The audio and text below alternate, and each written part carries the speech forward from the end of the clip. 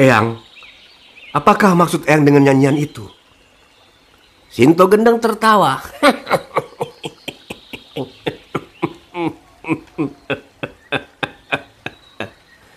Aneh sekali tawanya kali ini, dan parasnya kelihatan begitu sedih serta rawan.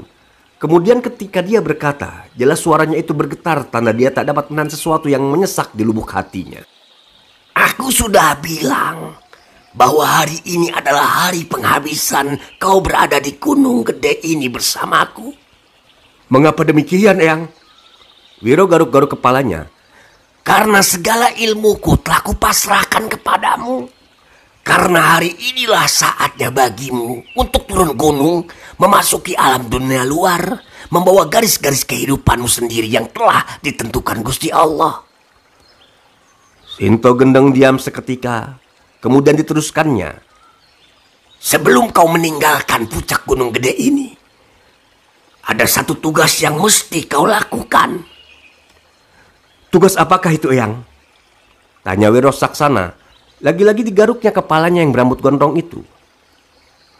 Dengar baik-baik, Wiro. Lebih dari 40 tahun yang silam, aku telah mengambil seorang murid bernama Suranyali. Waktu itu dia baru saja berumur 2 tahun. Dari umur 2 tahun itulah aku mulai mendidiknya berbagai ilmu dasar silat dan kesaktian. Tapi kemudian aku ketahui bahwa aku telah ketelanjuran mengambil itu manusia menjadi muridku. Suranyali ku lepas turun gunung, ku bekali berbagai macam nasihat. Tapi dasar Suranyali bukan manusia baik-baik. Begitu turun gunung, segala ilmu yang kuberikan padanya dipakainya untuk berbuatan jahat, maksiat. Dia membuat keonaran di mana-mana, menjadi kepala perampok, tukang peras, bahkan menculik perempuan-perempuan cantik dan merusak kehormatannya. Menurutku, kini umurnya sudah hampir setengah abad, sudah dekat ke liang lahat. Tapi itu sama sekali tidak memberikan keinsafan pada dirinya. Kejahatannya akhir-akhir ini semakin menjadi-jadi. Sudah lewat dari takaran.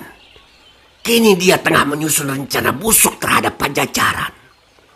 Pajajaran hendak dibikinnya banjir darah. Karena itu, kau harus lekas-lekas dapat mencari itu manusia laknat dan perintahkan kepadanya untuk datang ke sini menghadapku, guna mempertanggungjawabkan segala apa yang telah dibuatnya selama malam melintang di dunia sana. Dan perlu kau ketahui, Suranyali kini telah memakai nama baru, yakni Mahesa Birawa. Wiro Saksana merasa betapa sedihnya akan berpisah dengan gurunya yang selama 17 tahun telah mendidiknya itu. Tapi mengingat perpisahan itu adalah demi untuk menjalankan tugas dari sang guru, terhibur juga sedikit hatinya. Dan berkatalah pemuda itu, tugas akan aku laksanakan, Eyang. Cuma bagaimana jika itu manusia, Mahesa Birawa, tidak mau mematuhi perintah untuk datang ke sini? Jawabnya hanya satu, Wiro. Pateni manusia itu, bunuh manusia durhaka itu. Wiro Saksana terdiam. Dalam diamnya itu dia berpikir-pikir sampai di manakah ketinggian ilmu Suranyali atau Mahesa Birawa itu. Sanggupkah dia menghadapi manusia yang sesungguhnya adalah kakak seperguruannya sendiri? Aku tahu apa yang kau pikirkan, Wiro, kata Eyang Sinto Gendeng pula tiba-tiba. Ini mengejutkan Wiro Saksana. Suranyali memang sakti. Bahkan ku dengar dia telah berguru pula pada seorang sakti di Gunung Lawu. Tapi kau tak usah khawatir, tak usah takut. Kau memiliki kapak naga geni 212 dan kau berada dalam kebenaran pula. Sesungguhnya kau punya hak untuk membunuh itu manusia, Wiro. Pertama, karena tugas yang aku pikulkan di batok kepalamu. Kedua, karena Suranyali atau Mahesa Birawa itulah yang telah membunuh kau punya ibu bapak. Mendadak sontak bergetarlah tubuh Wiro. Parasnya berubah kelam membesi. Sejak kecil diam di puncak Gunung Gede itu, belum pernah dia mengetahui apa yang dinamakan kebencian dan dendam kusuman. Tapi saat itu dadanya serasa mau pecah oleh kobaran kebencian dan amarah serta dendam yang tiada terkirakan. Bapakmu bernama Rana Weleng, dibunuh oleh Suranyali. Ibumu dilarikannya. Sesudah itu bunuh diri setelah dirusak kehormatannya. Kau sendiri hampir menemui ajal dimakan api sewaktu rumah bapakmu dibakar oleh Suranyali dan anak buahnya. Kebetulan sekali aku lewat di situ. Wiro menjatuhkan diri di hadapan gurunya. Terima kasih, Eyang. Kalau yang tidak ada, berdiri, bentak Sinto Gendeng. Perempuan aneh itu memang paling tidak suka dilututi seperti itu. Bukan aku yang menolong kau, tapi Gusti Allah, katanya. Ayo berdiri. Wiro berdiri kembali, dan Sinto Gendeng menuturkan peristiwa 17 tahun yang sejelas-jelasnya. Kini maklumlah Wiro apa arti kata-kata dalam nyanyian gurunya tadi. Dikuatkan hatinya untuk mengendalikan perasaannya yang campur aduk. Dikuatkan dirinya untuk membendung air mata yang hendak tumpah dari kelopak matanya. Eyang, desis Wiro Saksana.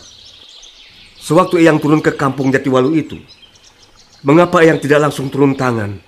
Sinto Gendeng tertawa rawan. Semestinya memang aku harus turun tangan saat itu. Tapi ku tahu bahwa Ranaweleng, bapakmu, mempunyai seorang orok, maka aku mempunyai pikiran lain. Kalau ku pelihara anak itu dan ku didik ilmu silat serta kesaktian, maka sudah besar dia lebih mempunyai hak dariku untuk menamatkan riwayat Suranyali alias Mahesa Birawa. Kalau tidak, percuma saja aku ajarkan kepadamu bahwa kehidupan di dunia ini tersimpul dalam 3 barisan angka 212. Bukankah setiap budi ada balas? Setiap kejahatan ada pembalasannya.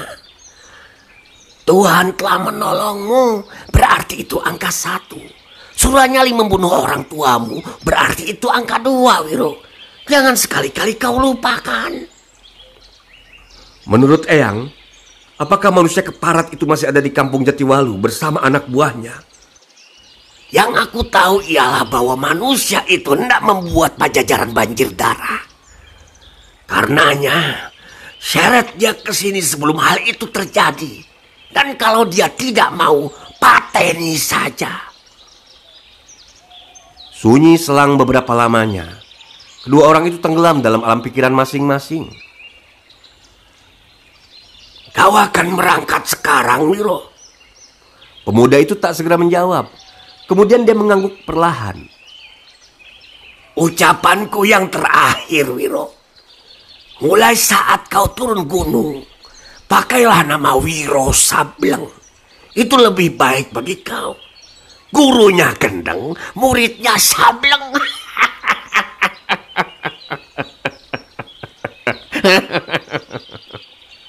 Dan habis berkata demikian, si nenek tua itu tertawa mengikik lebih lama dan panjang. Namun tertawa itu hanyalah untuk menyembunyikan hati yang rawan. Sedih itu untuk memendung air mata yang hendak tumpah keluar. Eyang, kapan kita bisa bertemu lagi, Eyang? Tanya Wiro. Sang guru hentikan tertawanya.